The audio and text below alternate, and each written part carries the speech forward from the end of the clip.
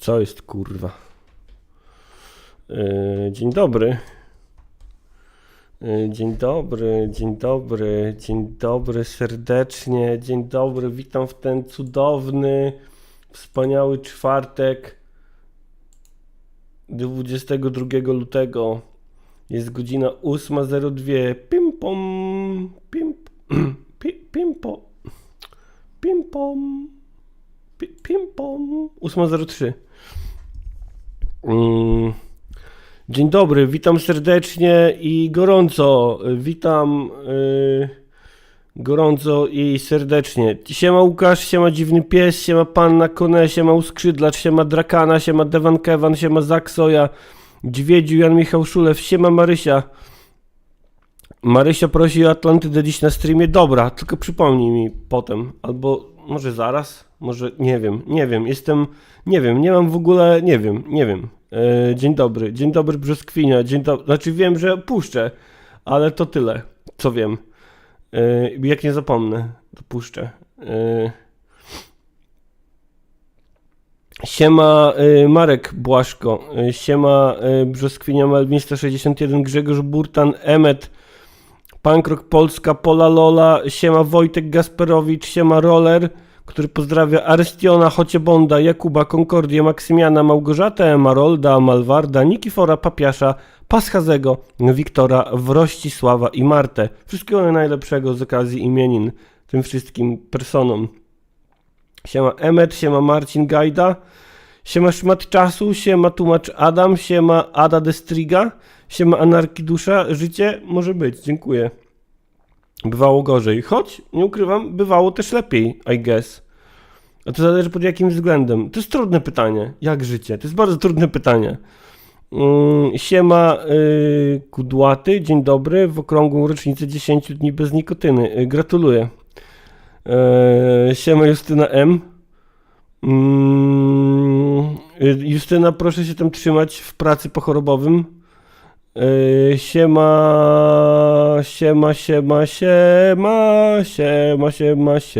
Patryk Kulpok, siema Swarli, siema Krzysztof Wójczak. O, Justyna, to uważaj, bo Justyna właśnie napisała, jak żubr nadaje, wiem, że muszę wychodzić z domu, bo inaczej się spóźnię. A co by było, gdybym ja zaspał na przykład i nie wyszłabyś do pracy w ogóle? Fajnie by było. Krzysztof Wójczak donosi, że wczoraj był program dla fliperów i nie mówmy o tym znowu, błagam. No dobra, postaram się nie mówić o tym, że pani Liberda była w TVP Info. Nie wspomnimy o tym. Siema Mr. Kalfat, siema Krzysztof Rosa. Nie wyczytuj mnie, bo mnie to witalnie wkurwia. Cześć Krzysztof Rosa. Siema Krzysztof Rosa, siema Adam Niedźwiecki, siema Joanna Alabaster, która nie idzie dzisiaj do pracy, ale organizm kazał jej wstać na rannego żubra. Pozdrawiam twój organizm, Joanna Alabaster, pozdrawiam go. Siema Eniu, siema Julo. O, tłumacz Adam mówi, że skończył wczoraj The Wire, ale ten ostatni sezon to jest samo gęste. Nie wiem, czy wam wspominałem, ale kurwa kocham The Wire. Jak ja kocham The Wire. Siema, kto tutaj jeszcze? Siema Tasior99, siema Chrisdops97, siema Radio Anarchia, siema Aleksandra Żmijewska. O, witam Aleksandrę. Pierwszy raz na żywo. Dzień dobry. Cześć Mateusz Noga i to na razie tyle do przywitania się. Kurwa, kocham The Wire, jak nie Gombrowicz to The Wire, mówi Marysia siema. I Red Dead Redemption 2. Co tam Adam? Dobry serial, co?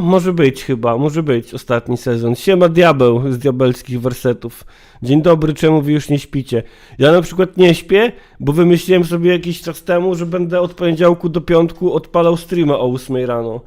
Pojebany pomysł, ale tylko raz mi się chyba nie udało. W sensie, no dobra, nie udało mi się ze 2 razy, ale tylko raz bez zapowiedzenia. W sumie 3. Rozbójnik Rumcajs odpadł na 3. sezonie The Wire. Jak to? O Elden Ringu Marysia mówi, żeby powiedzieć. Oczywiście, że powiem, że w ogóle mnie nie jara trailer Elden Ringa DLC. Nie wiem dlaczego. Znaczy wiem dlaczego. Bo jestem starym dziadem i nie potrafię się niczym hypować. Obejrzałem wczoraj jakiś materiał, gdzie człowiek młodszy ode mnie. Krzysztof Wójczek donosi, że jest 5120 subów. Tak mi się wydawało, że po tych 5000 to może troszkę przyspieszyć. Że trochę tak działają te algorytmy zasrane. Emmet Dragon's Dogma 2 lepsze mówi. Też mnie nie jara w ogóle Dragon's Dogma 2. Dragon's Dogma od jedynka mi się nie podobała za bardzo. 2 razy podchodziłem do jedynki, chciałem ją polubić, nie polubiłem. Siema Kutebaniarzy. Diabeł mówi, że wstaje zwykle o 5 rano, więc nie powinien się odzywać. Szalony koncept. Szalony koncept. Chyba, że żyjesz w innej strefie czasowej, bo ty chyba nie żyjesz w Polsce. Albo sobie to przykleiłem, kurwa, jakoś, nie wiem. Może mi się tak tylko wydaje. Może, nie wiem. Diabelskie wersety Dragon's Dogma 2 wygląda drewnianie. No, czyli tak jak jedynka, tylko ładniejsza. Zbychu mówi, daj sobie Baldur's Gate 3 lepiej. Kurde, ja mam straszną obawę, że jak dam sobie Baldur's Gate 3, to mi się nie spodoba. Nie spodoba mi się, bo jest... Nie umiem hypować się na gry takie turowe, taktyczne. Generalnie lubię je, chyba żadnej nie skończyłem w życiu. Elden Ringa przynajmniej skończyłem, no nie? Elden Ringa przynajmniej skończyłem. Witam, Piotr Wójcicki w gronie subskrybentów. Muszę poprawić te powiadomienia. Słuchajcie, jak miałem gości ostatnio, czyli raz Związek Zawodowy Game Devowy, a raz Świata Money, to wydawało mi się, że wyłączyłem powiadomienia. Jestem przekonany, że wyłączyłem powiadomienia, a one i tak dawały głos. Nie rozumiem dlaczego, bo mam je w scenie wyłączone, a głos dawały. Jakim cudem? Jak to możliwe? Dlaczego? Nie wiem. Emmet mówi, ja też nie lubię turówek. A ja właśnie lubię turówki. Ale ja się obawiam, że po prostu... No nie wiem. Myślę, że ja zagram w tego Baldurka, tylko jak będzie tańszy. Jak trafię na jakąś promkę za jakiś czas. Gdzieś, kiedyś, no nie? Bo tak to myślę, że wydam hajs i tak zagram sobie i tak będę miał po paru godzinach takie mech. Ja wiem, że działa, wiem dlaczego działa, nasłuchałem się o tym dużo, siema Kasper Czerwonka. A na innej scenie? No na innej scenie mam włączone i to jest tak, że jak na innej scenie mam włączone powiadomienia, to jest słychać na tej scenie, którą mam włączoną? Że w sensie głos, aha, to może tak działać. Może to tak działać. Baldur był tani przed premierą, no tak. O, Zbychu, masz moją uwagę. Masz moją uwagę teraz, Zbychu, masz moją uwagę. Musiałbyś odświeżyć scenę, na której są wyświetlane. Okej, dobra. Uskrzydlacz, co ja bym bez ciebie zrobił? Bez ciebie te streamy byłyby gorsze. No, chciałem powiedzieć o tym, że jak oglądałem wczoraj... tam też widziałem, że ktoś o pierwszych Soulsach mówił, że są na promce poniżej 8 dych. Moim zdaniem brać. Aczkolwiek jak ktoś nie grał w życiu w Soulsy, to moim skromnym zdaniem od jedynki można się odbić, bo jest stara. Tak, Marysia, byłyby jeszcze gorsze. Przycisk do banów. Gdzie jest kurwa przycisk do banów? Ja pierdolę, gdzie jest przycisk do banów? Ludzie, trzymajcie mnie!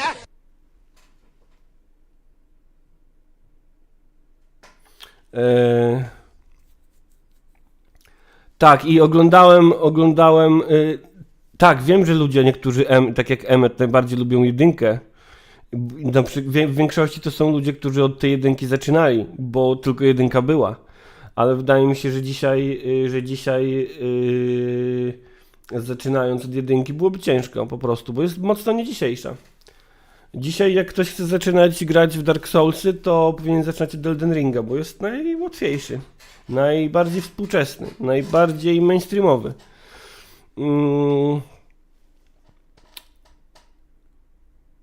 Oglądałem wczoraj, jak chłop ogląda trailer Elden Ringa DLC i się jara.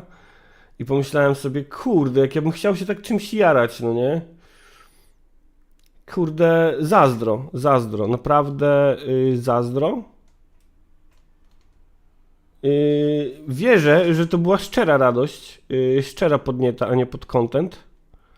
Ale kurde, no, siedzisz, oglądasz trailer i masz takie... Siedzieć, oglądać trailer i mieć takie... O Boże, no ja bym nie umiał. Ja bym nie umiał. Mam trochę tak, że mam takie poczucie, że często różni humaniści, badacze, kulturoznawcy chuje. Nie, Zbychu, to nie był Kiszak. Nie oglądam Kiszaka. Powiedziałem YouTube'owi, żeby nie podrzucał mi już filmów Kiszaka.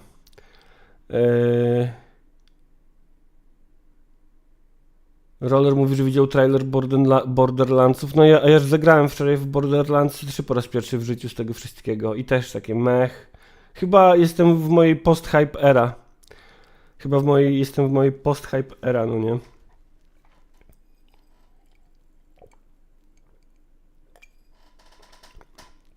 Tak, Chris Dobbs, Kiszczaka, tego od gier, takiego wąsatego.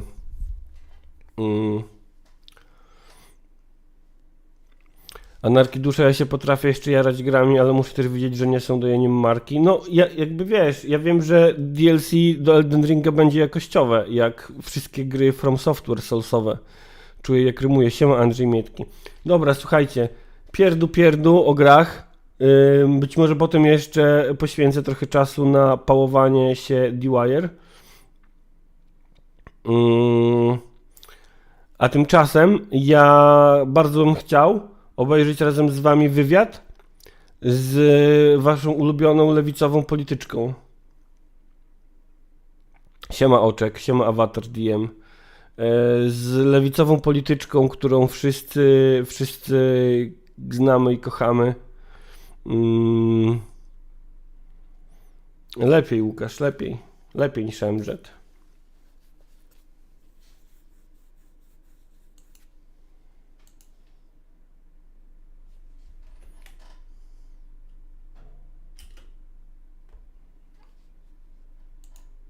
Bardzo dziękuję.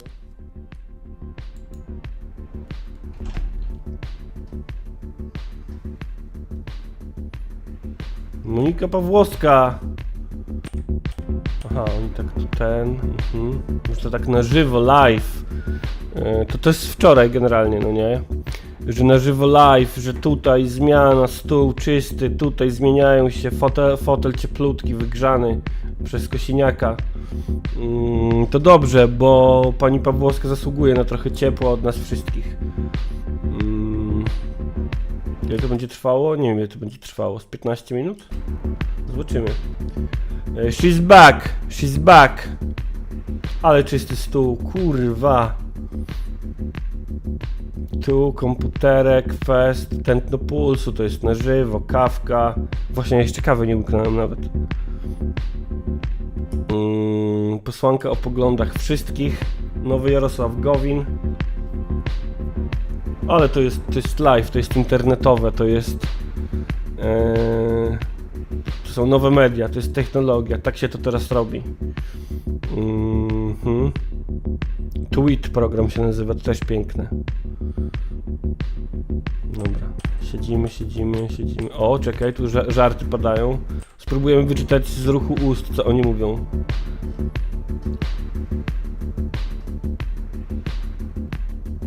Ona powiedziała mu dowcip. Mam poglądy, on mówi. Dobra. Sorry za bączurę. Pierdnął pan? Tak, a o co chodzi?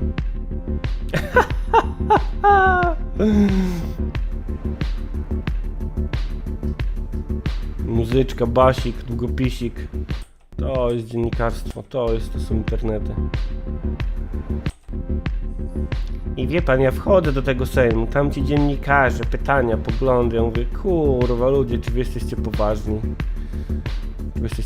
Przecież tu przyszłam robić pitos, ja tu przyszłam robić pitos i pierdzieć w stołek. A on tak mówi, kurwa nie mogę, co za debile, co za debile. Wie pani, no taką mamy pracę, musimy pytać o rzeczy, jak kamera jest włączona. Ja wiem, rozumiem, taka robota. No ja będę miała teraz taką robotę, że będę pierdziała w stołek i naciskała przycisk.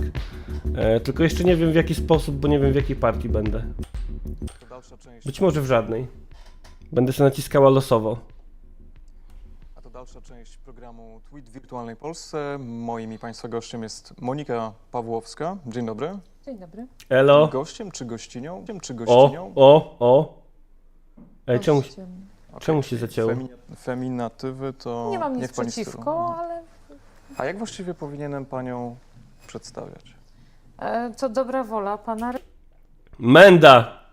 redaktora, bo jak wszyscy wiemy, to wy kreujecie rzeczywistość, nie my. My na to nie mamy szczególnego wpływu. Śmiem twierdzić, że politycy kreują rzeczywistość. My Ona śmiesznie gada. staramy Jak Cruella de Mon, mogłaby grać Cruella de Mon w filmie o Cruelli de Mon. tę rzeczywistość opisywać, ale też weryfikować to, co politycy robią, mówią. A ja chciałbym właśnie zweryfikować, jaka jest Pani dzisiaj rola. Czy Pani jest byłą posłanką i tak mam o Pani mówić, czy mam o Przyszłą. Pani mówić jako o przyszłej posłance, o obecnej posłance?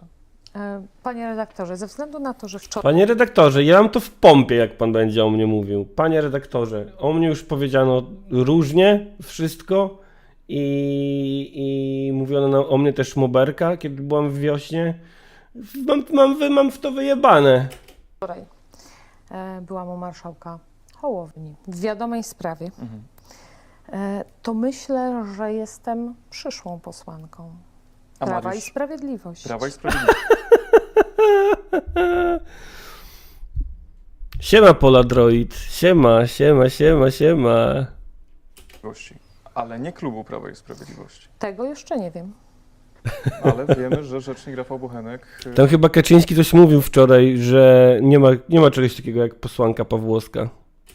poinformował, że nie zostanie Pani przyjęta do klubu parlamentarnego Prawa i Sprawiedliwości. Z uwagi No i na to, chuj. że jest Pani, jak podkreślają politycy Prawa i Sprawiedliwości, numerem 461 w Sejmie. Liczę na A czy ktoś zajmuje, bo ona zajmuje miejsce Kamińskiego, a czy ktoś zajmuje miejsce Wąsika już?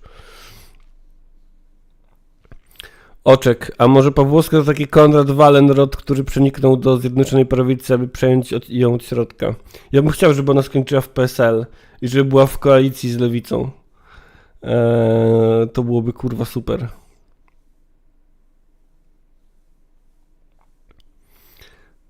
to i będę bardzo zabiegać o to, żebym była przyjęta do klubu Prawa i Ale wie Pani, Sprawiedliwości. że to się nie wydarzy. Nie przesądzałabym na dany moment. Ja słyszałem od polityków Prawa i Sprawiedliwości, że nie tylko nie zostanie Pani przyjęta do klubu Prawa i Sprawiedliwości, ale wręcz zostanie Pani wykluczona z partii. Na razie nie Ojej! Ojejku! widzę takich podstaw. A kontaktował się ktoś z Panią w tej sprawie? W sprawie jakiej? W sprawie tego, żeby Panią wykluczyć. Ani w sprawie wykluczenia mnie albo nieprzyjęcia mnie do klubu, ani w sprawie Kudłaty, czemu jej zależy na PiSie? Co za to dostanie w porównaniu do bycia niezrzeszoną? No bo ona chyba jest teraz w ogóle zapisana do partii, no nie? Więc mówi sobie o PiSie, no bo to jest najbardziej naturalne. A jak nie będą jej chcieli, no to będzie niezrzeszona. Bo jest w PiSie i startowała z list PiSu, no nie? wykluczenia mnie z partii nikt się ze mną nie kontaktował. Skoro Pani jest przyszłą posłanką i uważa się Pani za przyszłą posłankę, to w takim razie uważa Pani, że Mariusz Kamiński posłem nie jest? A pan redaktor jak uważa? Ja się w tej sprawie nie wypowiadam, nie przesądzam, właśnie. ponieważ sądy w tej sprawie muszą podejmować decyzje. Marszałek Sejmu ma w tej sprawie Świetnie, bardzo mi się podoba, że dziennikarz, który prowadzi rozmowę, nie wypowiada się o czymś, co jest akurat oczywiste z perspektywy prawa i stanu prawnego. Nie, ja się nie wypowiadam, bo to chuj wie, wiecie. Ostatnio widziałem, czekajcie, może mam to gdzieś w tym, może mam to gdzieś w zakładkach pod ręką, może mam, a może nie mam. Zaraz zobaczymy. Było coś takiego, że Jak znajdę, to znajdę, jak nie znajdę, to powiem to z głowy, bo zostało mi to w pamięci dosyć mocno.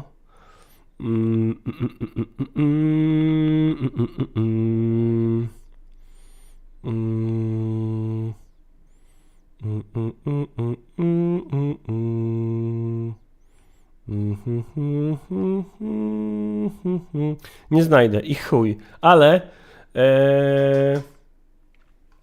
generalnie któryś z portali, chyba Onet, opublikował wyniki sondażu na temat tego, czy Kamiński i Wąsik są posłami, czy nie. No nie? I jak to zobaczyłem, to nie mogłem oprzeć się wrażeniu, że jesteśmy na etapie, w którym stan prawny określają sondaże. To, co uważa większość ludzi i to, na czym da się budować narrację polityczną, jest stanem prawnym. Dlatego jesteśmy w tym miejscu, gdzie jesteśmy. I kiedy media, dziennikarze prowadzący tego typu rozmowy postanawiają nie wypowiadać się na ten temat, bo to nie wiadomo, bo to ludzie różnie uważają, proszę pana, to tylko jeszcze głębiej schodzimy w odmęty tego szaleństwa i podwójnego postrzegania rzeczywistości prawnej. Więc dziękuję panie prowadzący, że się pan nie wypowiada, bo nie i chuj, bo to różnie jest, to trzeba usiąść, porozmawiać, to dwie strony muszą się wypowiedzieć. Ja to nie wiem, kim ja tu jestem, ja jestem tylko trzymaczem od mikrofonu. Kurwa, wkurwia mnie to.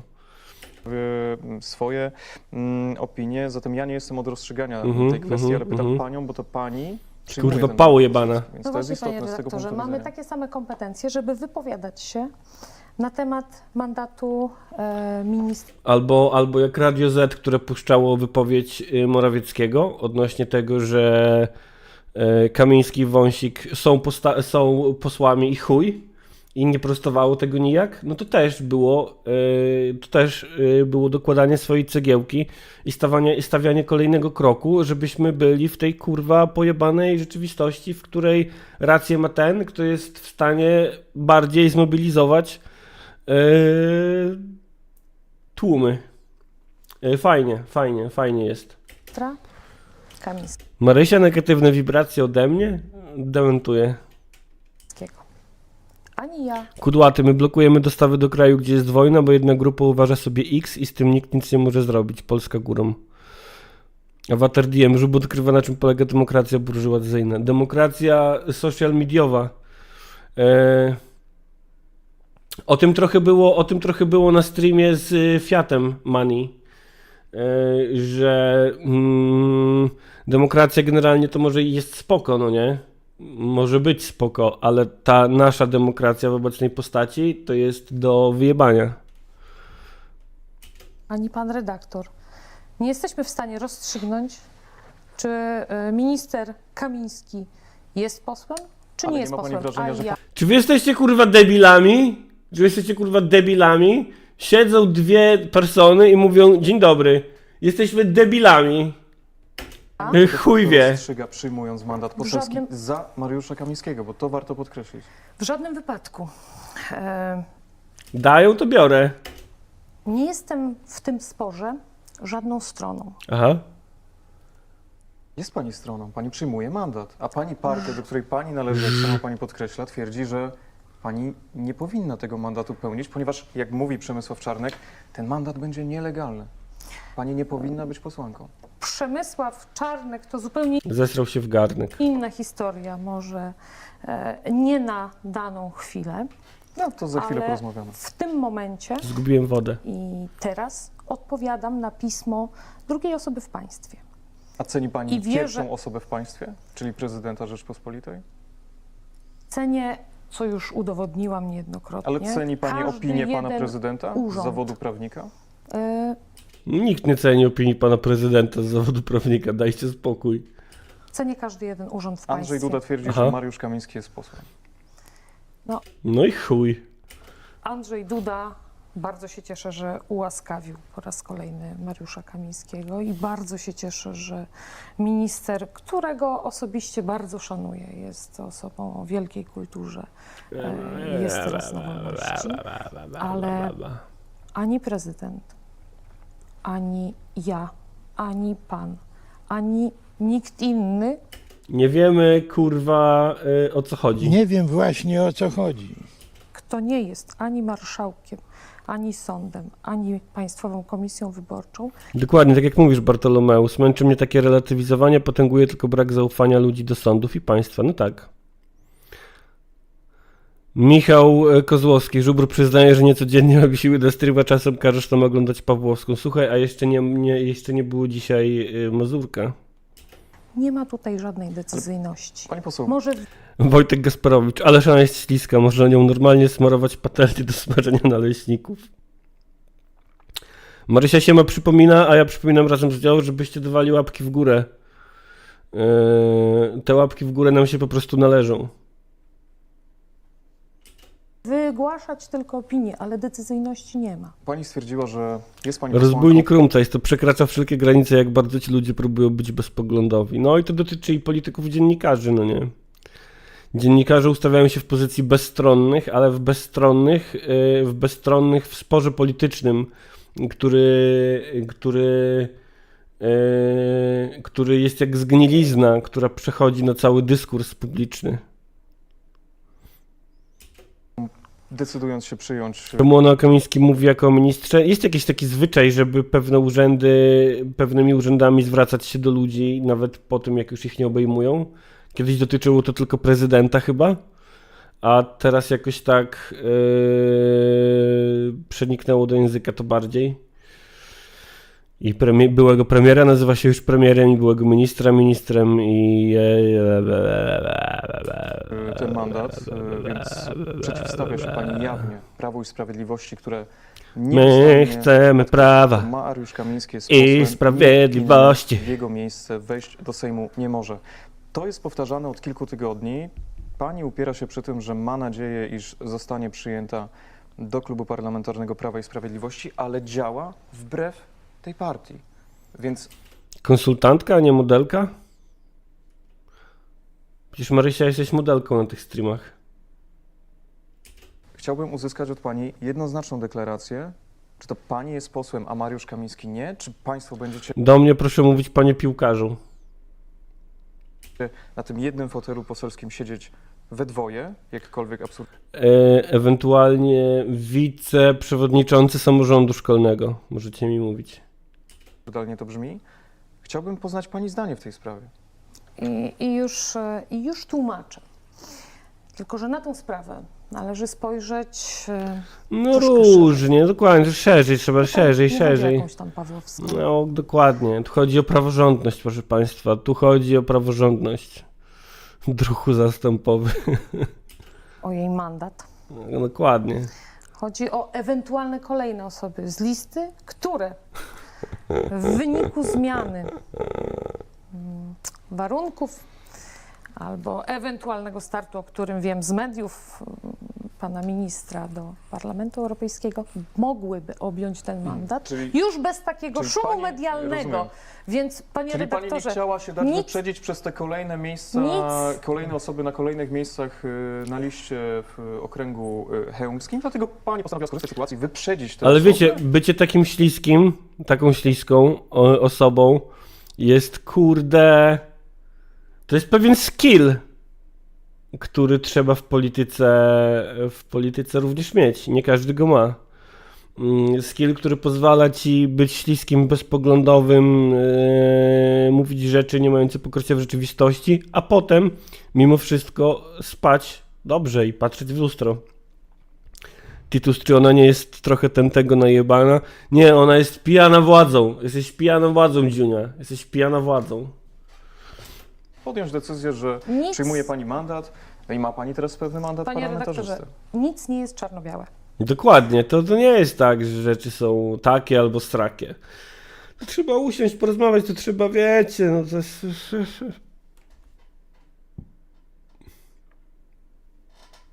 Nic nie jest czarno-białe, chyba że dalmatyńczyki. Zjadłabym O je. mandatach decydują przede wszystkim wyborcy. No rozumiem, o pani mandacie zdecydowali, bo pani się do Sejmu nie dostała. E, Przegrała pani wybory z innymi kandydatami. Owszem, gdybym przegrała te wybory, Rozbójnik Rumcajs, ale jak obie strony są Porażają? takie śliskie, to nigdzie nie dojdziemy. A kto powiedział, że mamy gdzieś dojść?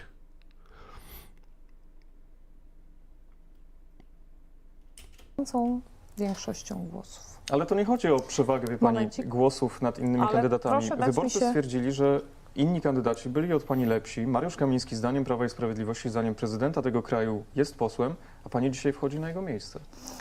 Mogę się wypowiedzieć, prawda? Jasne. Nie. To super. Panie redaktorze, 11 tysięcy głosów, prawie 11 tysięcy głosów, to jest bardzo duży wynik. Jeżeli mówimy o 4. miejscu na liście, jeżeli mówimy o w miarę nowej osobie po tamtej stronie. Ale widać, że nie przygotowała sobie tej, że nie przygotowała sobie linii, bo robi takie długie przerwy, nie wie co chce powiedzieć. Jodenstein, tak swoją drogą, czy tylko ja mam wrażenie, że mobbing, którego ona się dopuszczała w przedwiośniu, jakoś zbyt małym echem się rozrósł? Nie tylko ty. Jest to ogrom pracy, są to wypracowane w pełni moje głosy.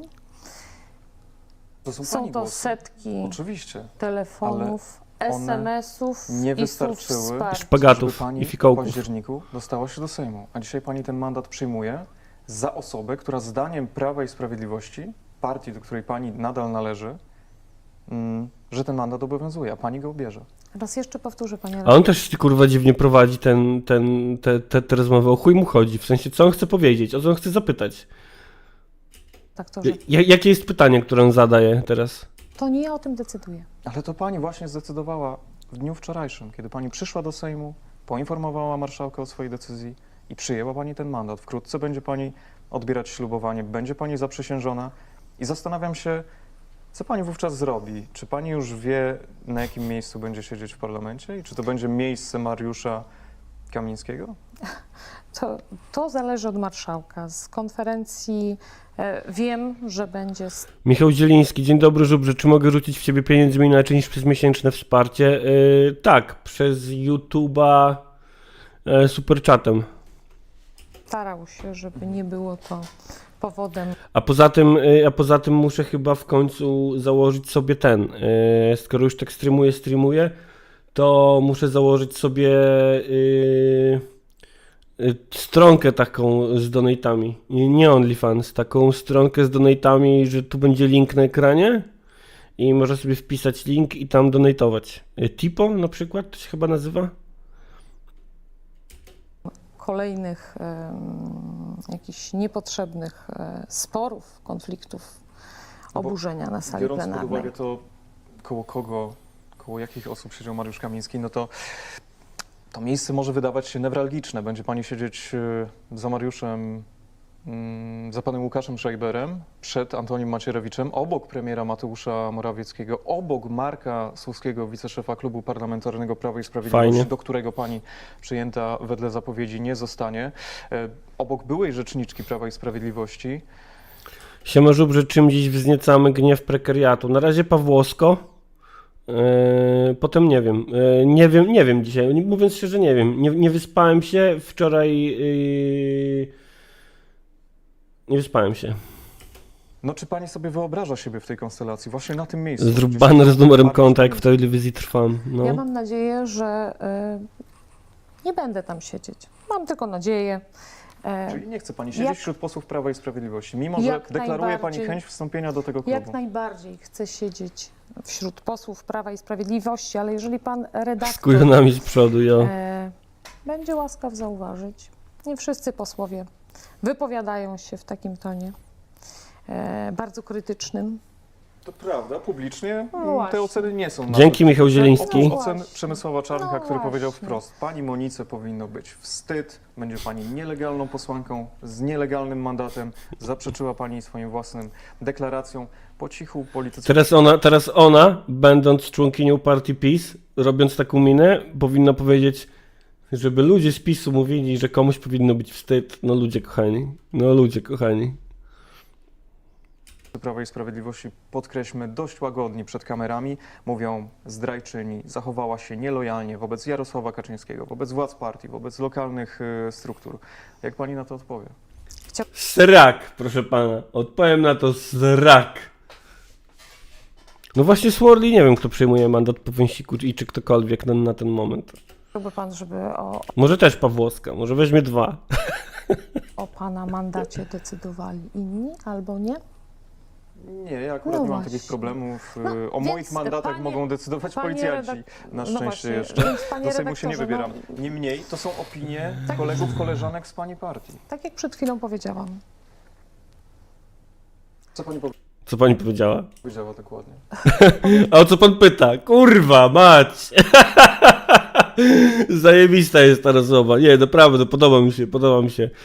W tej rozmowie dzieje się mniej więcej to, przed czym ja mam trochę stres, jak mam gości na streamach, no nie?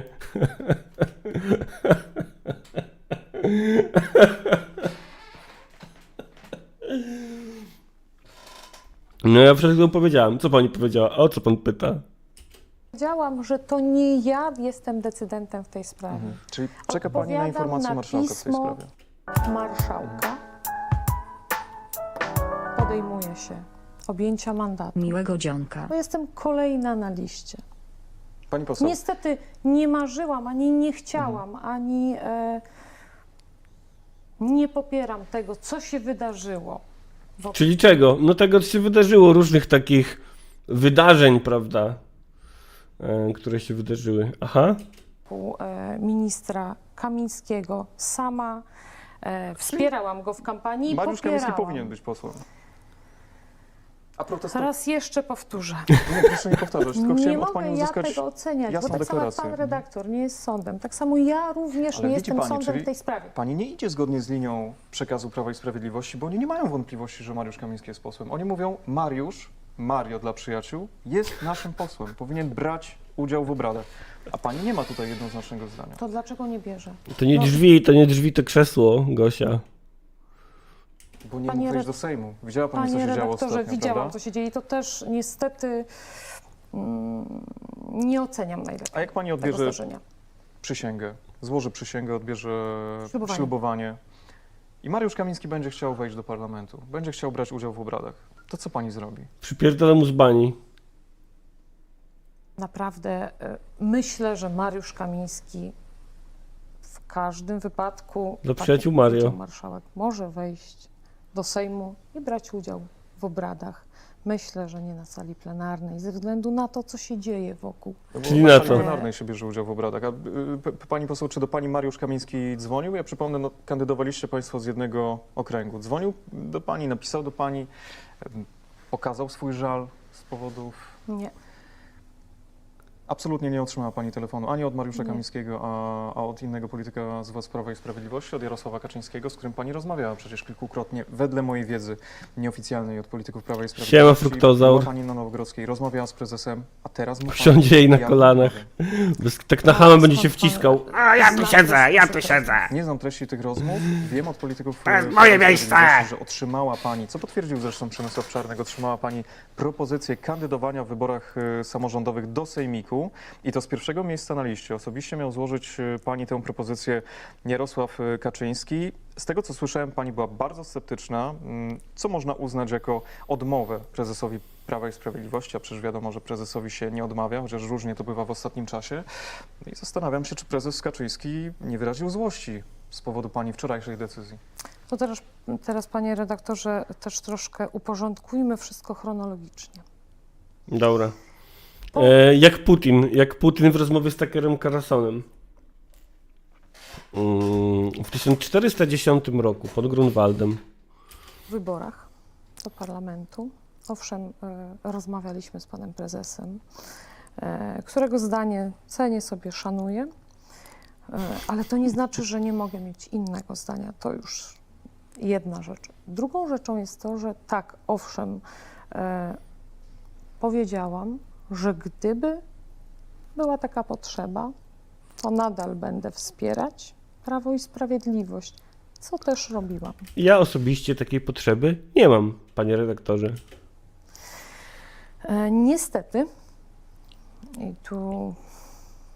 i dla mnie było to niespodzianką, nie wiem czy dla państwa, ale o tym, że kandyduję do Sejmiku, dowiedziałam się z jawnego Lublina, że jestem jedynką w hełmie. Czyli dowiedziała się pani po fakcie z mediów. Tak. KST. Po tym wywiadzie widać, że zarówno bycie posłem, jak i dziennikarzem w Polsce to stan umysłu. No trochę tak. Ja Widziałam się- próbowałem weryfikować tą polityków Prawa i Sprawiedliwości, bo było tak, że faktycznie ta lista sejmikowa pojawiła się na Komitecie Prawa i Sprawiedliwości, ponieważ wedle procedur partyjnych to komitet właśnie te listy zatwierdza. Pani znalazła się na tej liście. No, później faktycznie dowiedziałem się, że pani nie wiedziała nic na ten temat, no ale politycy Prawa i Sprawiedliwości mówili, no zaraz, no to pani Monika, czy Monika, niektórzy przecież są z panią na ty, Monia, Mario. o wszystkim wiedziała, nie przeciwstawiała się. W żadnym wypadku. Czyli została pani po Zostałam prostu wpisana przez lokalne wpisana struktury, jak na rozumiem. listę. Dlaczego tak się stało? Dlaczego koledzy mieliby tak przeciwko pani zagrać? Nie mnie oceniać zagrywki kolegów. Ma Tak pani jak wcześniej wrogów w powiedziałam. partii? Kiedyś pan prezes Jarosław Kaczyński stopniował wrogów, tak? Na jakich? Na największego wroga, śmiertelnego i kolegę z listy, tudzież Czyli wszyscy koledzy z ze listy struktur z województwa. to są pani wrogowie? Niestety ja tak nie uważam. To może jest błąd w podejściu, ale ja Patryk Kulpok, dlaczego polscy dziennikarze po raz kolejny udowadniają, że dziennikarzem może zostać byle kto? No właśnie, chłop kurwa trochę się... zresztą. tak nie uważam. Ja uważam, że to w drużynie jest siła. A kiedy Przemysław Czarnek powinniśmy- Nauczyłaś tego w Lewicy, że w drużynie siła. mówi, Ja bym chciał kiedyś, jako że ona była w Wiośnie, ja bym chciał, żeby ktoś kiedyś zaczął z nią rozmawiać na temat poglądów odnośnie gospodarki, pracy, zatrudnienia, tego typu rzeczy. pani, przepraszam, że wchodzę w zdanie, żeby pani się wstydziła, to panią to boli? Panie redaktorze, Tak cię to boli, że posłanka Pawłowska ma dziś szansę uczciwie zarobić? uważam, że to Przemysław Czarnek powinien się wstydzić. Dlaczego? Bo tak. Przypomnijmy, Swojej Przemysław Czarnek niekonsekwencji, swoich wypowiedzi. No, jest wielu- szefem lubelskich struktur. wielu rzeczy. Już sam fakt, że w ten sposób jest w stanie komentować tą sytuację, w zasadzie wyrywając się troszeczkę przed szereg i no, tak jak pan redaktor na samym wstępie powiedział, że tylko pan Przemysław Czarnek nie Słuchajcie, historia będzie taka, że ona będzie niezrzeszona, potem komuś będzie zależało na jej jednym głosie i ją przekabaci czymś i skończy w kole Kukiz 15. nie krytykuje. Proszę zobaczyć, jaka to jest atrakcyjna propozycja ze strony Przemysława Czarnka, jaką łaskawością szef lubelskich struktur wykazał się, proponując pani pierwsze miejsce na liście sejmikowej Dobrze, ale może w dokończmy. województwie Do- lubelskim. Słyszałem też o wysokiej funkcji w województwie. Mogła pani zostać wicemarszałkinią tegoż sejmiku. No, to nic, tylko dziękować Przemysławowi Czarnkowi. Panie redaktorze, ale po pierwsze to nie jest bazarek, żeby mówić. On tutaj próbuje być taki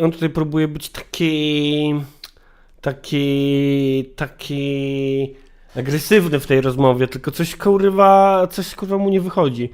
Jest jak ten kot, który próbuje rzucić się na swoją ofiarę, ale na podłodze jest rozlany olej. Czym mogłabym zostać, a czym nie. Po drugie, Przemysław Czarnek ze mną na ten temat w ogóle nie rozmawiał, więc dokończmy ten chronologiczny wywód, dobrze? Bo to wiele tylko nam przyspieszmy. wiele pani nam poseł. rozjaśni. Tak. Nie ma sprawy. Od chrztu Polski Wiele nam zacznijmy. rozjaśni. Więc po tym, jak się dowiedziałam, że jestem na listach,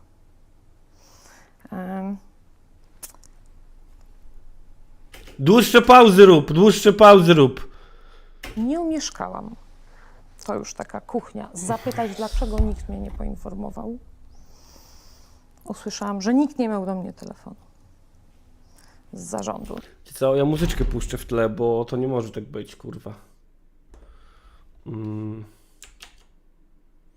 Muszę puścić muzyczkę w tle, bo ja chcę wysłuchać tej rozmowy, ale kurwa, ona potrzebuje muzyki w tle.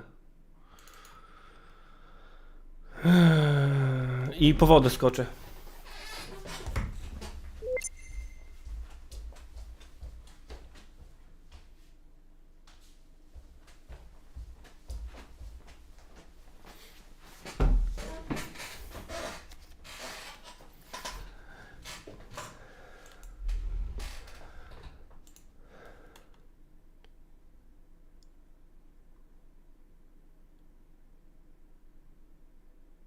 No co jest, kurwa.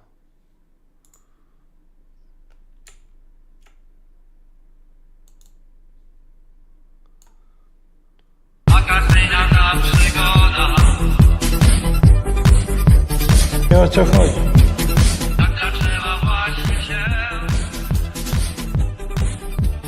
Nie o co chodzi.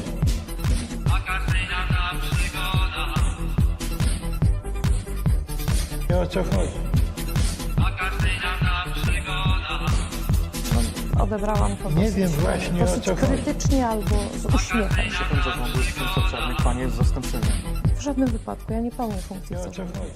Ale politycy Prawa i Sprawiedliwości poinformowali mnie, że Jarosław Kaczyński zdecydował o tym, że pani będzie zastępczynią szefa zarządu w województwie lubelskim. Szef zarządu ma dwóch zastępców, jest to Dariusz Stefaniuk i Michał Moskal. Nie o co chodzi. Ja słyszałem Już od ciszej jest. Panie Prawa i redaktorze, no Sprawiedliwości, to- że pani będzie zastępczynią w tym zarządzie. No źle pan I że słyszał. jest to decyzja Kaczyńskiego. Ale wie pani, ja to słyszałem nie od moich kolegów z pracy, nie przeczytałem tego w internecie, to usłyszałem od polityków Prawa i Sprawiedliwości, od pani kolegów, jak rozumiem. No to gdzieś może mamy problem z komunikacją. A co pani powiedział Jarosław Kaczyński? Nie o co chodzi. Panie redaktorze, o rozmowach z panem prezesem nie będę publicznie rozmawiać. Ale to jest Uważam, kwestia że polityka- ważna dla wyborców, pani. Roller poseł. nie wiem. Z pełnym szacunkiem, pani jest funkcjonariuszką publiczną jako parlamentarzysta. Ja rozumiem, że prywatnych rozmów pani ujawniać nie chce, ale jeśli rzecz dotyczy pani mandatu poselskiego, to ta wiedza się należy. Pytanie, Ale- czy Jarosław Kaczyński zakazał pani, czy też sugerował, rekomendował, nazwijmy to tak, nie przyjmowanie przez panią mandatu?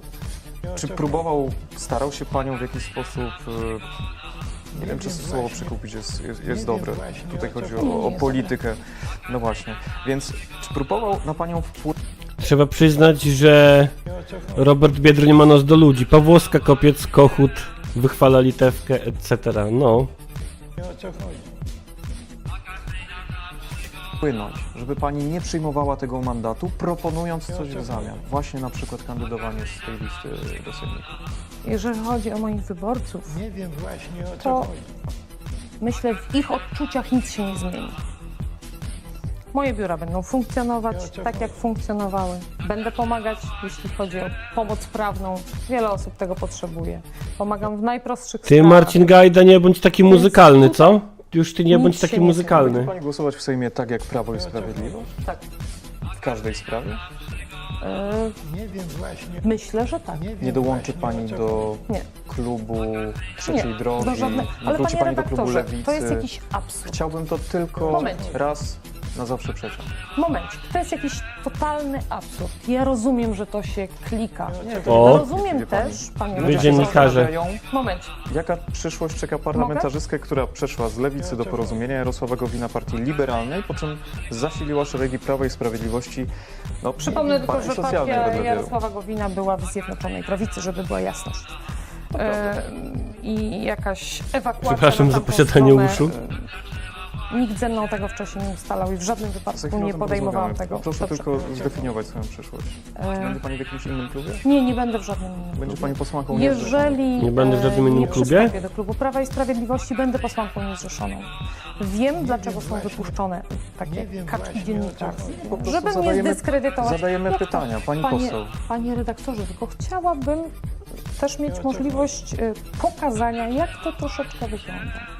Bo dowiaduję się, że wczoraj właśnie władze wojewódzkie informowały na Dobrze mówisz z tym spotkaniu autotunem. struktur Prawa i Sprawiedliwości, że dogadałam się z Hołownią. To jest wierutne Ale to kłamstwo widzi i mam nadzieję, To politycy Prawa i Sprawiedliwości przeciwko pani knują. że udowodnię A wiesz, Drakana, że ja też? i będę zasługiwała na przeprosiny. Od Przemysława Czarnka, czy od polityków Prawa i Sprawiedliwości? Od tych, którzy rozsyłają takie paskudne plotki. Ma pani kogoś Że Kaczyński konkretnego jest słodki. Panie redaktorze, proszę obserwować media lokalne. Pani poseł, przejdźmy do pani poglądów, bo wczoraj głośno było pani wypowiedzi przed gabinetem marszałka Sejmu o tym, że de facto zawsze była pani za liberalizacją prawa do aborcji, a jednak była pani Oho. w partii, Oho, która wpłynęła oho, na to, że oho. Trybunał Konstytucyjny no, wydał taki, a nie inny wyrok w tej sprawie właśnie. Partii, która zawsze mówiła, że jest przeciwko liberalizacji prawa do aborcji, a pani wczoraj wychodzi z gabinetu marszałka i mówi: nie, ja zawsze miałam liberalne poglądy. Panie redaktorze, Czy to nie jest Zawsze, od razu zawsze. Raz miałem liberalne, raz mniej liberalne, no. teraz Jezu. nie, Zapytam w żadnym wprost. wypadku. W żadnym wypadku. Majszop, nie rozumiem, o czym jest ten wywiad tak do końca i tak mam wrażenie, że rozumiem bardziej od nich, no bez kitu. Bardzo ceniłam sobie klub Prawa i Sprawiedliwość i nadal sobie go cenię. Mieszczą się tam Ale nie jakoś bardzo. osoby bardzo różne, ale jako Ale partia porozmawiajmy o pani. no właśnie chcę. Jako partia i jako Zjednoczona Prawica, jeżeli mówiliśmy o głosowaniach nad konkretnymi ustawami, głosowaliśmy jednolicie. Ale w klubie Prawa i Sprawiedliwości najważniejsze było to, że jeżeli były ustawy światopoglądowe, to każdy mógł głosować tak, jak chciał. I pani głosowała za tym, żeby Powinien zapytać, czy jest wierząca. projekt ustawy liberalizującej prawo do aborcji był dalej procedowany. Tak. A pamięta pani, co pani mówiła 30 października w 2020 roku?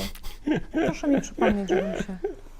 Pani mówiła tak: Andrzej Duda Ma piękne uda. zaproponował kompromis. Wyprowadziliście ludzi na ulicę, wywołaliście bunt, oburzenie i tu pada przekleństwo. Teraz proponujecie przekleństwo. ściek, obrzydliwy ściek, aby ratować siebie. Nie kobiety, siebie. To był pani wpis na Twitterze z 30 października 2020 roku skierowany do polityków Prawa i Sprawiedliwości. Proszę pana, to było 4 lata temu. No i widzi pan, że tutaj No żadnej właśnie widzę. hipokryzji Co tu się dzieje? Na Twitterze zniknął.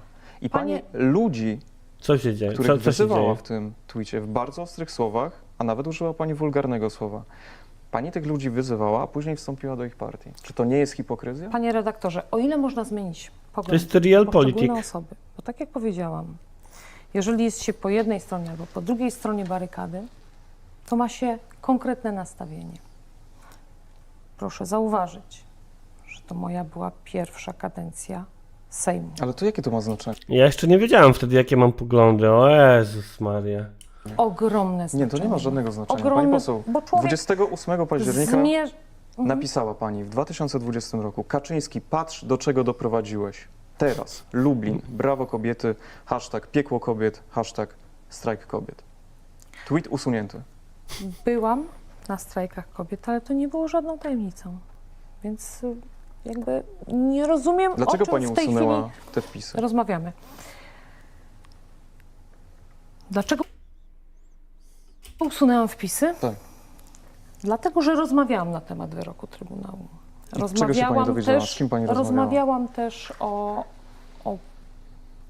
spojrzeniu Nie, dobrze, słuchajcie, to jest kurwa niemożebne. Nie.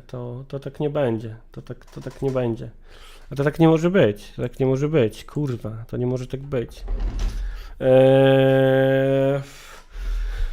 Kurwa, ten dziennikarz jest przejebany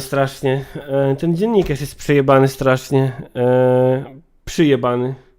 Ja widzę, co on próbuje zrobić. On chce być takim, kurwa... On chce być takim ostrym, takim bezkompromisowym dziennikarzem, zadającym trudne pytania, przyłapującym na hipokryzji polityczkę, o której hipokryzji wie dosłownie cały kraj. Wiedzą dosłownie wszyscy. Jej już nie ma na czym przyłapać. On próbuje ją przyłapywać na czymś, na czym już nie da się jej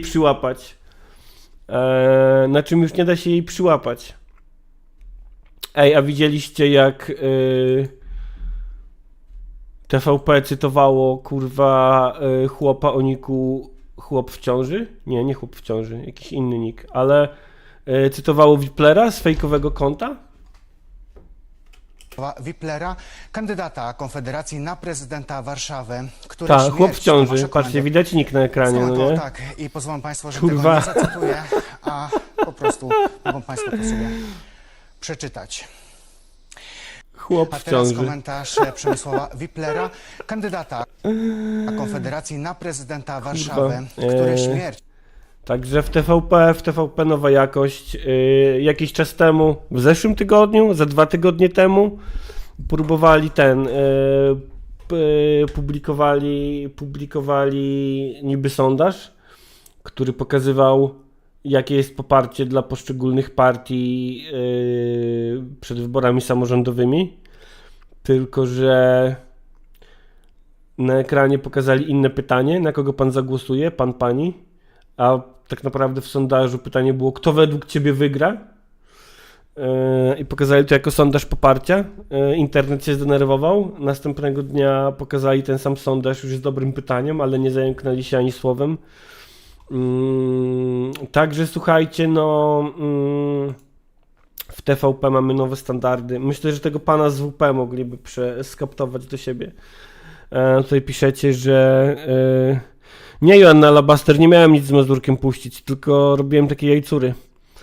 Śmieszność, żarty, komedia, kabaret.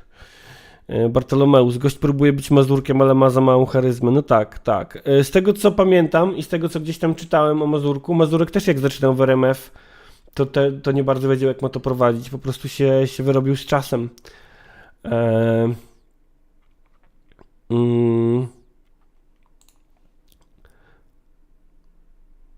No dokładnie, jeszcze dali widzom to przeczytać razem z tym nickiem. Słuchajcie, a propos TVP, to mam tutaj taki artykulik z Donalda. Jak nas zaciekawi, to możemy później przejść do raportu Demagoga.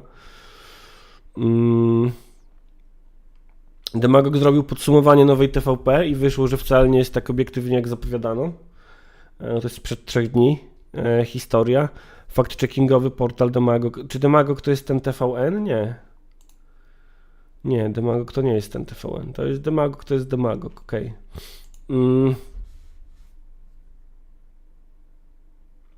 O, tłumacz Adam. Sorry, że z dupy temat, ale Wojtek, namówiłeś mnie na Kosa. Chyba się dziś wybiorę. Polecam bardzo Kosa.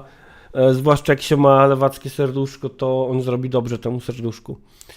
Fact-checkingowy portal Demagog opublikował raport dotyczący nowych wiadomości. Jak przypomniano, koalicja rządząca zapowiadała odpolitycznienie mediów publicznych, a program informacyjny miał być rzetelny, profesjonalny i uczciwy jak woda. Jak woda. Miał być czysty i krystaliczny jak woda.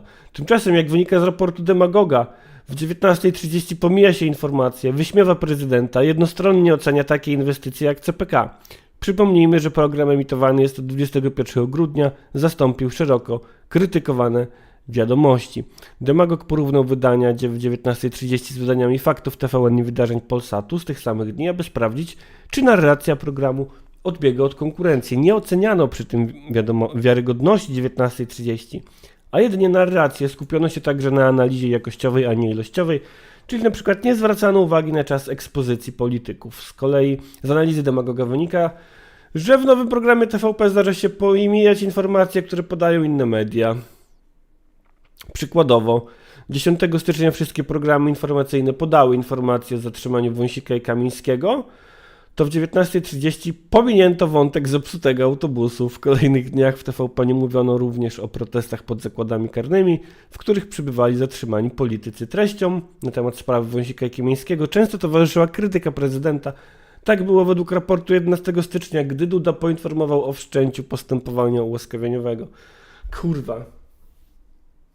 Nie wiem, co mam o tym myśleć, bo w sumie krytykowanie prezydenta zawsze spoko, no nie?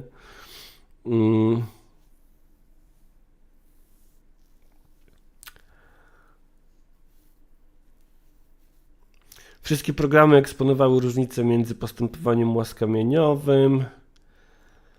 Bla bla bla bla bla bla bla bla bla bla bla. Krytyczne komentarze wobec prezydenta według analizy Demagoga zdarzają się częściej. Pokazywane są na przykład memy wyśmiewające mimikę Andrzeja Dudy. Naprawdę?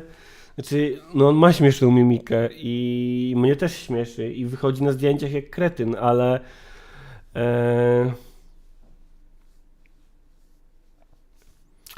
ale kurwa, w wiadomościach, w programie informacyjnym.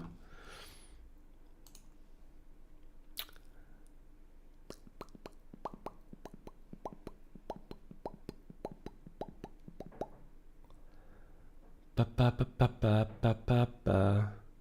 Marek Czyż obiecał także, że nowy program informacyjny będzie przynosił fotografię świata, a nie namalowany obraz. Jezu, pamiętam to.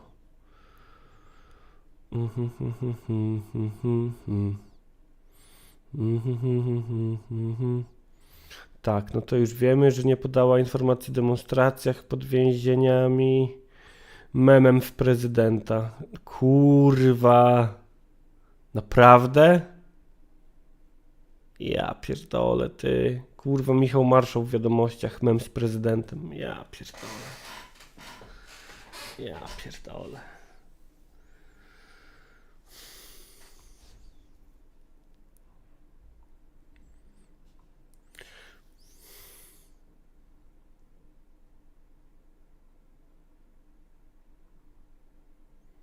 (19:30) jako jedyna mówi o zarobkach Kurskiej, no to akurat spoko, ale z drugiej strony ciężko odbierać to inaczej niż element walki politycznej, no nie? 18 stycznia jako jedna stacja przygotowała na bazie tekstu Onetu materiał o zarobkach Joanny Kurskiej, czyli żony Jacka Kurskiego, byłego szefa TVP zarządów Prawa i Sprawiedliwości. W materiale TVP zarobki Joanny Kurskiej zestawiono z pensją nauczyciela i parlamentarzysty. No tak to można, kurwa, do ustranej śmierci się bawić, no nie? Ja pierdolę. Ja pierdolę.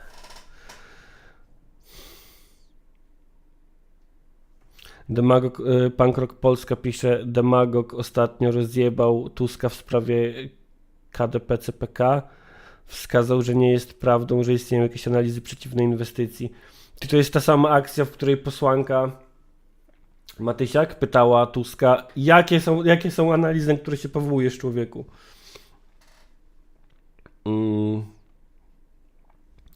20 stycznia analizowane programy informowały o likwidacji prac domowych dla szkół. Program 19:30 nie przedstawił w prawie zmian proponowanych przez Donalda Tuska żadnego krytycznego głosu. W ogóle z tymi pracami domowymi to jest trochę tak, że to komunikacyjnie zostało rozpierdolone, bo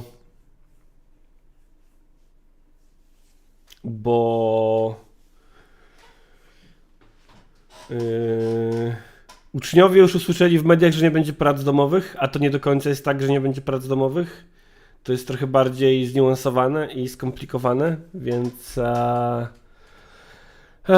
kurwa, no słuchajcie, no są miejsca, w których nowa władza nie jest taka super, jak miała być. Ku zaskoczeniu nikogo oczywiście. Tadek SLU, Żubrze, taki eksperyment myślowy, jest druga tura wyborów, Trzaskowski i Hołownia, na kogo oddajesz swój głos?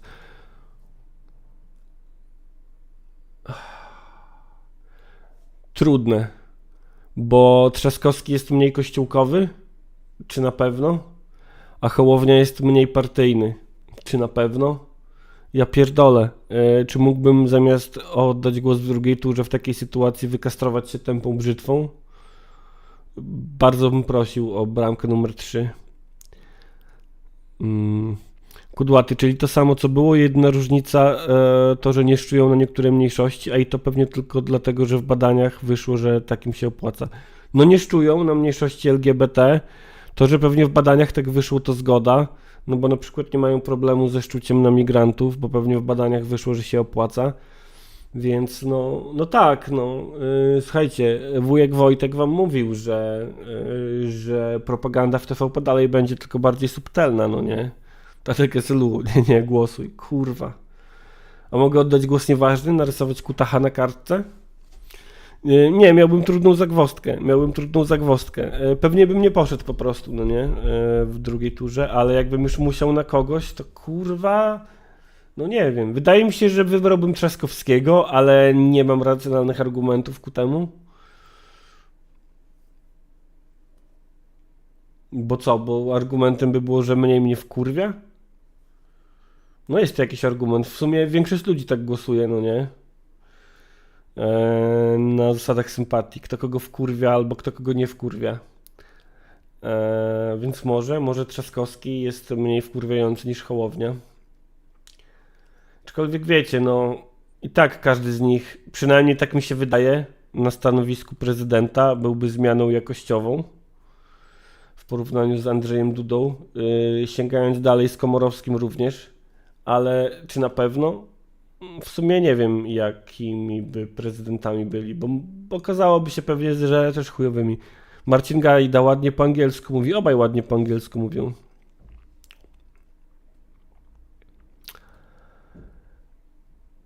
Minister Sienkiewicz nie wstał do hymnu, w 19:30 tego też nie zobaczysz. O, świetnie. A to było dosyć zabawne. No, jak było to pierwsze wydanie 19:30 i oglądała je cała Polska, to już wtedy jak pokazali na końcu Krystynę Jandę, to ja już czułem czym to śmierdzi. Wojtek już wiedział wtedy.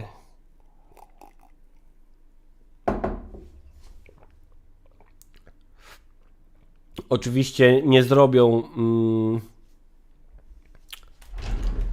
zrobią tego, co zrobiło TVP w Wiadomościach z Andrzejem Dudą podczas kampanii prezydenckiej.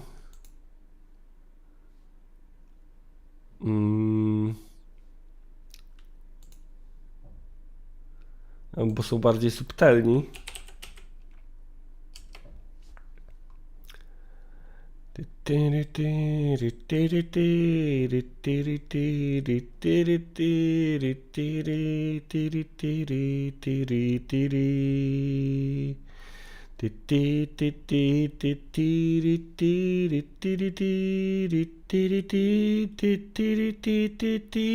Andrzej Duda, Andrzej Duda, Andrzej Duda, Andrzej Duda, Andrzej Duda.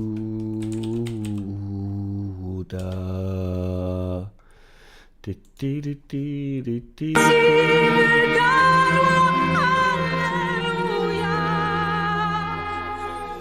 Andrzej Duda,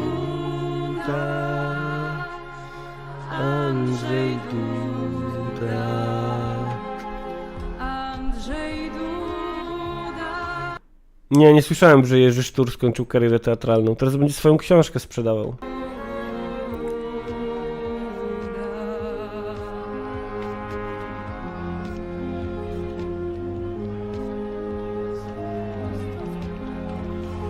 Dlaczego mi zarzucasz wciąż, że nadaremno Wzywam go!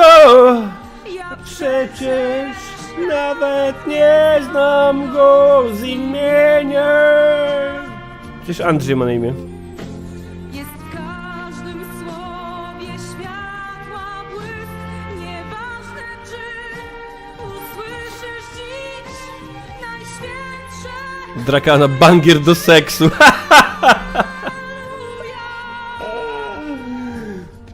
Andrzej Duda. Wyobrażacie sobie puszczać?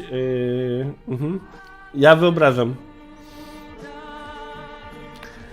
Andrzej Duda, Andrzej Duda.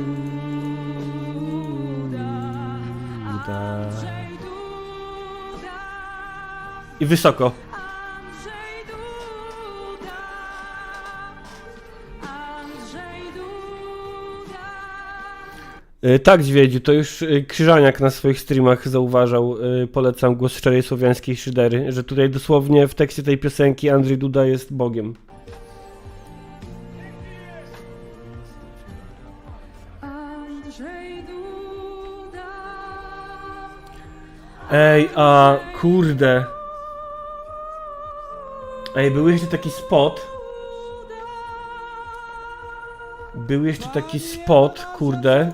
taki spot z Andrzejem Dudą w Wiadomościach dosłownie, właśnie pod koniec kampanii prezydenckiej, gdzie zrobili tam taką kurwa Koreę Północną z tego.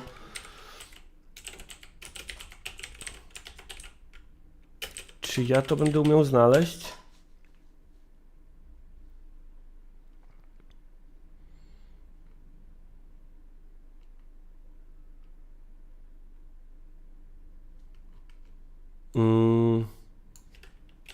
To było kurwa naprawdę mocne. To było naprawdę mocne.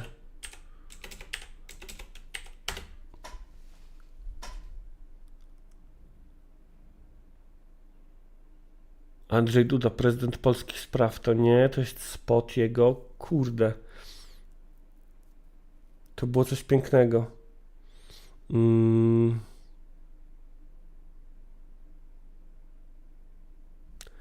Kim R. To nieprawda. Krzyżaniak wspominał wielokrotnie o gilotynie u siebie.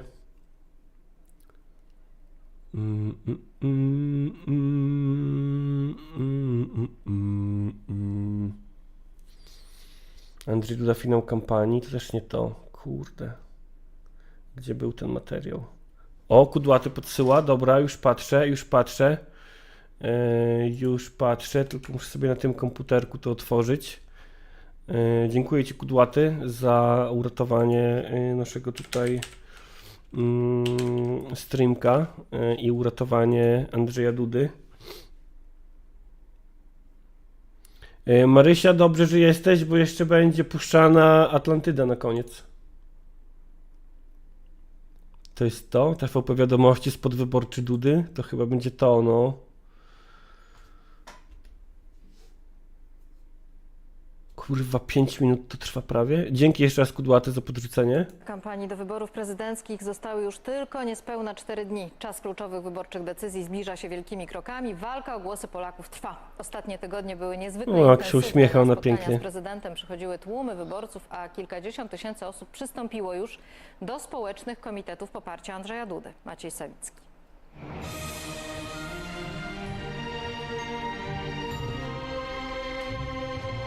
Nawet muzyczka jest jak z koreańskiej telewizji.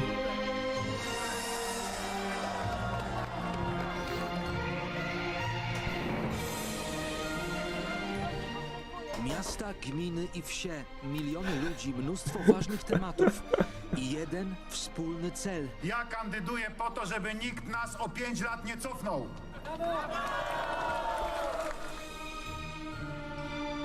Duma, Jest patriotą, jest człowiekiem, który nas będzie godnie reprezentował. 5 minut w półgodzinnym programie informacyjnym o 19:30. szacunek, Dzieci, kwiaty, emerytki. Ej, dlaczego? Aha, to jest kurwa, jaki trolling. Tu jest kursor na ekranie. Ja myślałem, że to jest mój i patrzę, on ciągle tu jest. Ja go chowam, on tu jest. What the fuck? Mam co jeść. historia i tradycja. Czekaj. No tak, on jest kurwa tutaj. Ja pierdolę. Cieszymy się, że jest taki porządny prezydent Pan. I po prostu jesteśmy uszczęśliwieni. Bo to, co żeśmy przeżyli w ogóle na zachodzie, to wszystko po kolei wiadomo jak jest. Wiadomo, jak jest na zachodzie, a tutaj tak nie jest. Odpowiedzialność. Wszyscy rolnicy są za panem. Wiarygodność. Bardzo mi pan pomógł. No i proszę, Tusk przyszedł do władzy i rolnicy wkurwieni. Otwarcie powiedzieć. Dotrzymywanie słowa. Tarcza antykryzysowa 500+, 300+, 13 emerytura, niższy CIT i zerowy PIT dla młodych. I to wszystko Andrzej. Darmowe leki dla seniorów, podwyżki płac, podniesienie najniższej krajowej pensji. Przywrócenie wcześniejszego wieku emerytalnego. Mam kontynuować, czy mam przerwać? tura. Kontynuować? Dobrze. Kilkadziesiąt tysięcy osób przystąpiło już do społecznych komitetów poparcia Andrzeja Dudy. Wspierają go naukowcy, artyści oraz sportowcy. Popieramy prezydenta, dlatego tu jesteśmy. Bo wspieramy Polskę. Popieramy poglądy pana prezydenta i będziemy głosować. Sympatią prezydenta Andrzeja Dudę darzy również znany i lubiany, niesamowicie waleczny oraz utalentowany Robert Kubica. Myślałem, że Donald Trump. którego miałem okazję spotkać i zamienić kilka słów przed epidemią. i okazał się bardzo sympatycznym człowiekiem. Mogliśmy sobie porozmawiać na luzie, gdzie rozmawianie z prezydentem Polski na luzie nie jest codziennością. W piątek przed Pałacem Prezydenckim ma odbyć się ogromna manifestacja poparcia dla prezydenta Andrzeja Dudy. Gdzie kadry z papieżem jakieś. Polakom żyje się lepiej niż 5 lat temu. Dobre zmiany, które O, ten. we własnym portfelu, we własnym domu, no zdecydowanie. On pobił jakiś rekord ostatnio, bo ktoś wyczaił, że on był zawodowym ekspertem w TVP, w sensie był najwięcej razy. Gosia pyta, czy to był materiał na serio. No totalnie na serio. To jest 5-minutowa wstawka w wiadomościach TVP pod koniec kampanii prezydenckiej ostatniej. Duda, narodowa Duda. No i właśnie, tak jak mówi biskup Biurko, za tego TVP już nie będzie takich akcji niestety. No nowe TVP będzie subtelniejsze. Brzoskwinia jeszcze w tamtym czasie dojebał te wypowiedzi o tęczowych, że nie są ludźmi, tylko propagandą.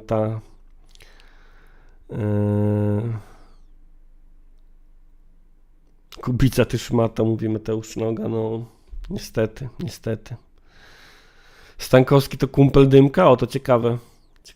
Nie dziwi mnie to. Zdecydowana większość Polaków, niezależnie od sympatii politycznych, to każdy, Najbardziej mi się ta muzyczka podoba. To jest kurwa 10 na 10. jak zrobi uczciwy bilans, no to musi taką prostą rzecz Mam nadzieję, że to szumienie to jest element tego filmu. przyznać. Widać to podczas spotkań z wyborcami, jak Polska długa i szeroka, niezależnie czy na północy, południu, wschodzie lub zachodzie. Na spotkania z prezydentem Andrzejem Dudą przychodzą tłumy. Wyborcy Człowiek z dumą słońce. pokazują swoje poparcie, bo wiedzą, o co toczy się gra. Albo się Polska będzie dalej dynamicznie rozwijała w poszanowaniu naszych wartości i te wartości będą pilnowane, bo ja ich pilnuję i będę ich pilnował jako prezydent, albo proszę Państwa tak nie będzie. Albo Aha. zostaniemy cofnięci, albo będą nam obce wartości wprowadzali, jeszcze nam mówili, że są lepsze od naszych. A to jest nieprawda, bo nasze są dobre, najlepsze i sprawdzone. Kurwa, nasze wartości. Nie obce wartości. Nasze wartości. Wymień 3, Andrzej. Prezydent Andrzej Duda broni interesów zwykłych Schabowy z kapustą. Wódka. Polaków. Niech żyje Polska! Dziękuję! Nikt nie jest pomijany, niezależnie skąd pochodzi i gdzie mieszka. Prezydent Andrzej Duda liczy się z głosem i zdaniem każdego Polaka. Wszystko zależy od Państwa. Maciej Sawicki, Wiadomości. Wow. Co teraz robi Maciej Sawicki? Mam nadzieję, że jest bezrobotny. Polski piłkarz. O, w piłkę gra teraz Maciej Sawicki. Z wiadomościami rozstał się reporter Maciej Sawicki w 23 roku. Proszę bardzo. Uważany za jednego z głównych propagandystów TVP. Co? Nieprawda, od razu. Propagandista, kurwa. To, że zrobił materiał o wyborach prezydenckich i że Duda jest królem słońca, to jeszcze nie znaczy, to jeszcze nie jest powód, żeby nazywać człowieka propagandystą. No, ludzie, dajcie spokój przecież. To jest, no, Jezus Maria. Gosia, polecam książkę, reportaż z tych kampanii z naciskiem na Dudę, nazywa się, nie pamiętam, ale tytuł Cyrk Polski. Sworli. Tak tylko wspomnę, że jakiś czas mieszkałem w osiedle z Kingą Dudą i raz czy dwa kolumna czarnych aut ją eskortowała. Wieść gminna niesie, że na kolokwium. Wow.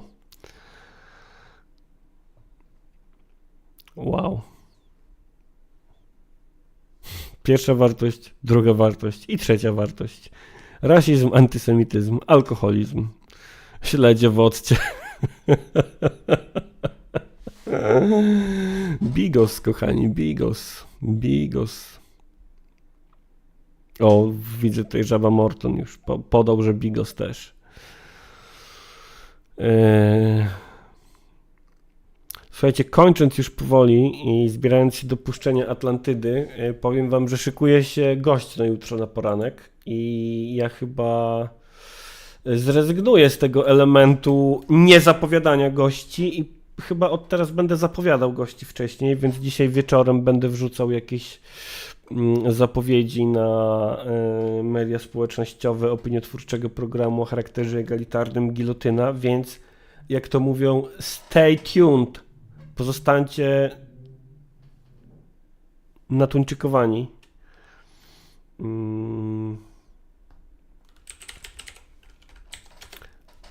I wydaje mi się, że szykuje się, słuchajcie, szykuje się całkiem dobra rozmowa. Emmet, czy to Sławoj Żyżek? Być może, być może.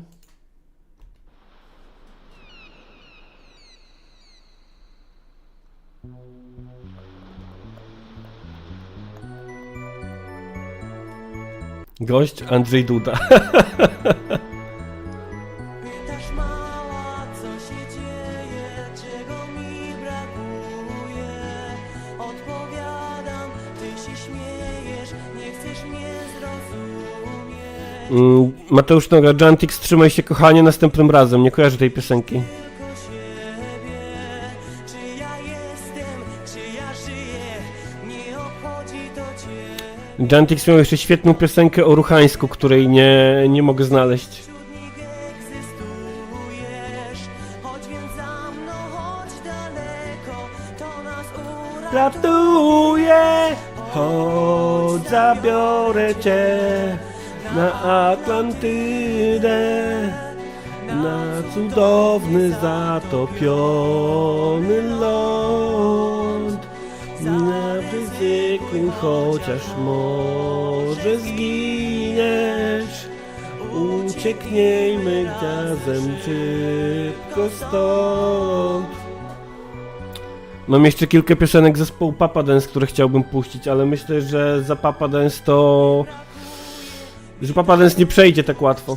powodzenia, nie brakuje mi pieniędzy, tylko Rozumienia to są wpływy tamtych ludzi. to wśród nich żyje. Mateusz Noga, dzięki tobie wszystko przesłuchałem i tamta ma świetną melodię i w ogóle wymiata. Kurde, sprawdzimy zaraz chyba, wiesz? Chyba zaraz sprawdzimy. Jaki to był tytuł?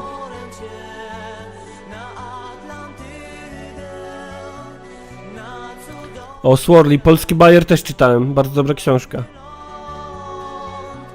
Zaryzykuj, chociaż może zginiesz, ucieknijmy razem szybko stąd. Zbychu, nie mam dobrych wieści.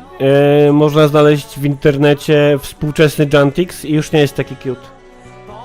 I nie ma już takiego wysokiego głosu. Ten świat to człowieka jest Cywilizacja. w której dla nas wciąż Nie pod wodospadem marzeń Joanna Albaster. Pod wodospadem marzeń to znam, to jest taki ich największy hicior, ale była taka bardziej, powiedziałbym, niszowa. cudownie tajemniczy ląd. Bądź odważna tutaj i tak zginiesz. Ucieknijmy razem szybko stąd.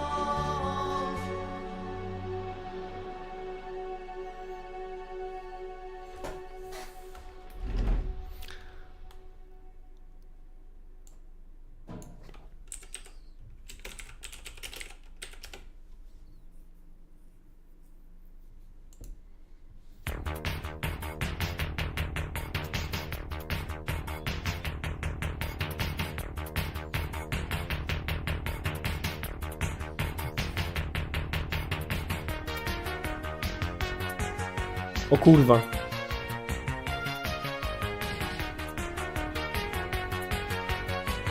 No, czuję bęgier. Budzisz się, że potrafisz mnie wprowadzić w stan, w którym serce pali wewnątrz jak gorący żar. Budzisz się, że jak dawniej wszystko jest okej, Drat, pełna zgoda. że istnieje jakaś głupia głupia miłość, a my w niej. Jak reżyser wciąż kreujesz nowy film i przyznajesz mi banalne role w nim. Ty, dobre to jest. Jeszcze jedno zdjęcie, jeszcze jeden błysk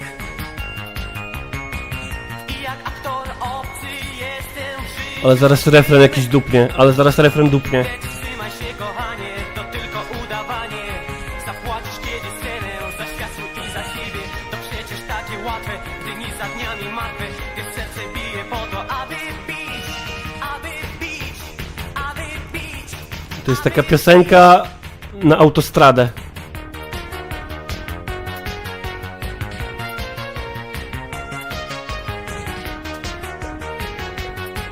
Roller nie puszczę kombi, bo mi zmonetyzuje streama.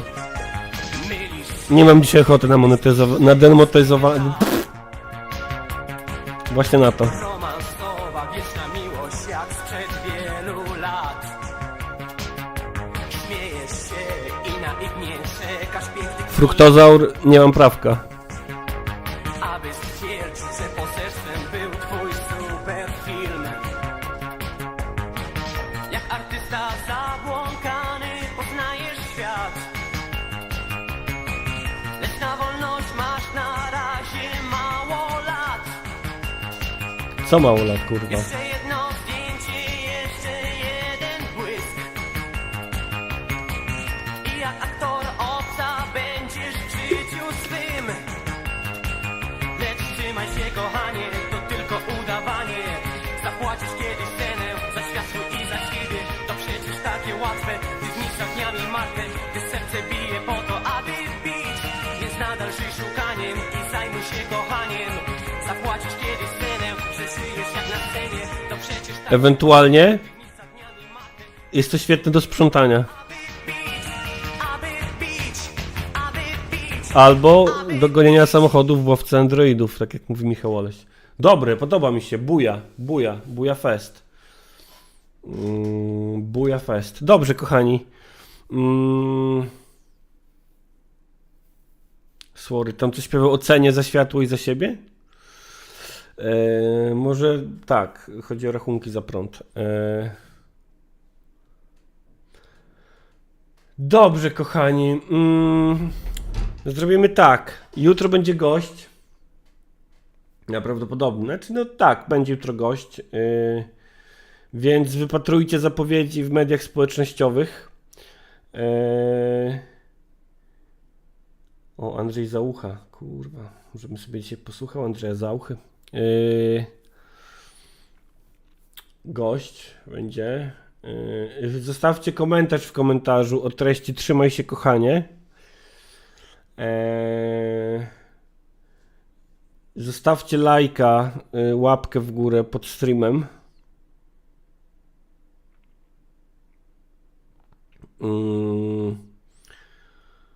Suba, jak nie subujecie. I pamiętajcie, że możecie wspierać opiniotwórczy program o charakterze egalitarnym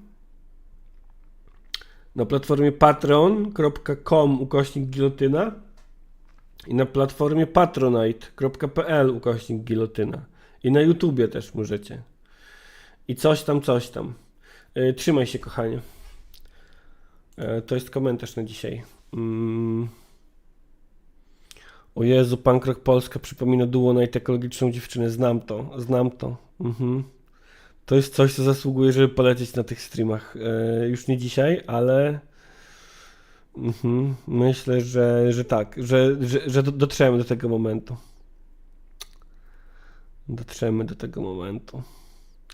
Ekologiczna dziewczyna.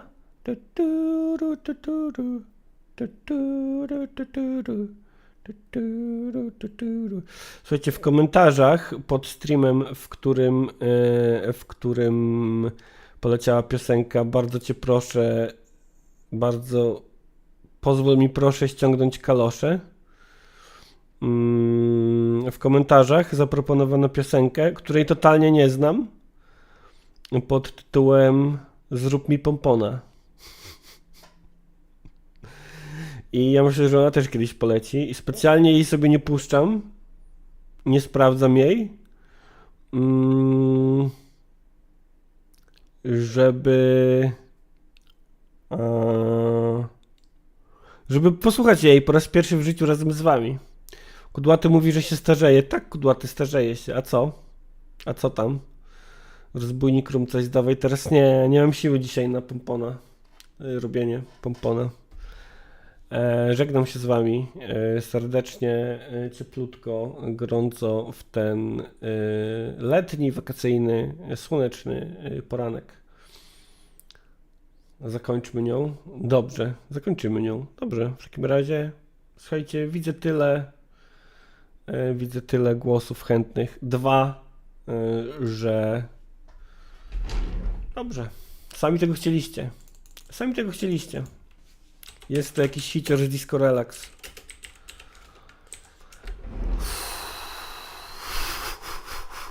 Kurwa, no wygląda... A nie widzicie tego, jak wygląda.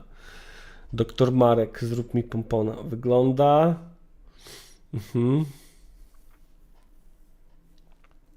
Trochę przerażająco.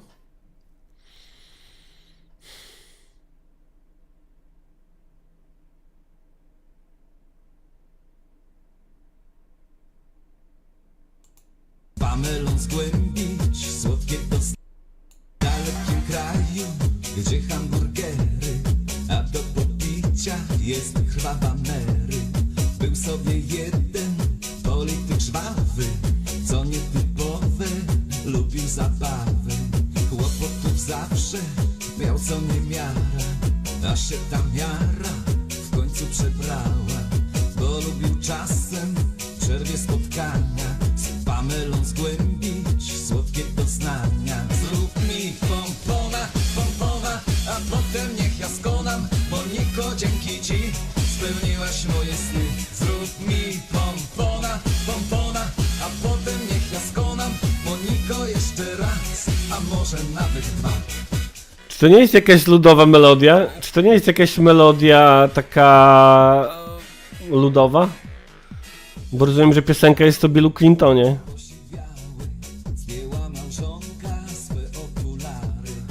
Czy to nie jest jakaś biesiadna melodia?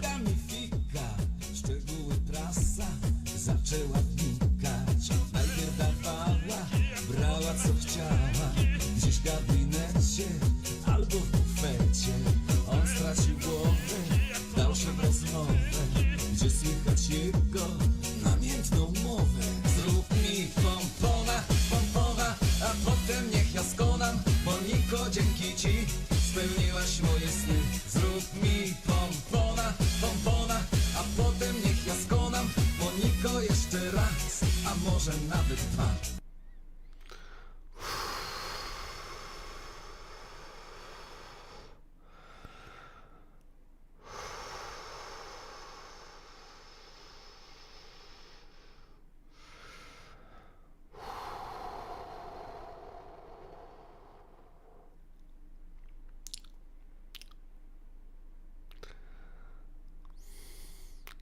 Drakana mówi, chłop całkiem zajebiście przewidział mody w dzisiejszych czasach, bo wygląda jak ktoś z 24 roku.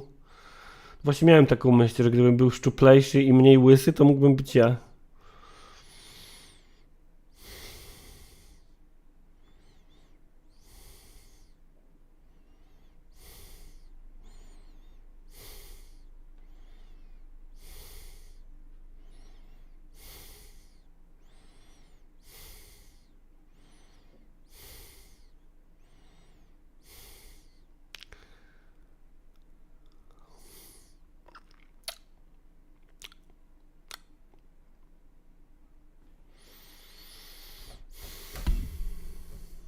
Słuchajcie, muszę już iść.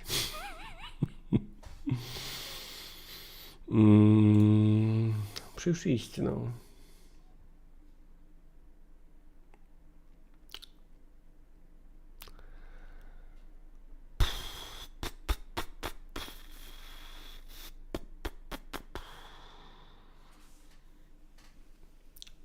Do widzenia. Do widzenia, no. Do widzenia, kochani. Komentarz. Trzymaj się, kochanie. To jest komentarz na dzisiaj.